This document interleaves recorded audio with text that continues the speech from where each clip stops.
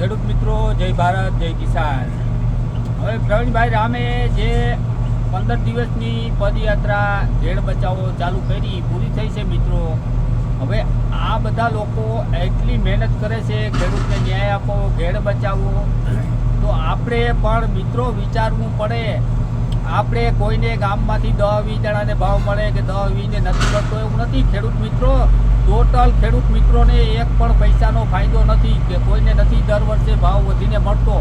આપણે ટોટલ વસ્તુ લેવા જઈએ દુનિયાની અંદર તો તેનો બધેનો ભાવ દર વર્ષે વધે. તો આપણે પણ વિચારવું પડે કે આપણે જે ખેતરમાં માલ પેદા થાય એનો ભાવ કેમ નથી વધતો. વધવો જોઈએ અને વધવો જોઈએ. તો આ આપણા મગજમાં કેમ વિચાર આવતો નથી? આમનીમ ઘરે બેહવાનું, હાથ ઉપર હાથ રાખીને મિત્રો કાંઈક વિચારો. મિત્રો આમનીમ ભાવ નહીં મળે, ક્યારેક કંઈક બોલવું પણ પડશે મિત્રો. આ બધી સરકાર છે ને આપણે લોલીપોપ અને ચોકલેટ આપે મિત્રો.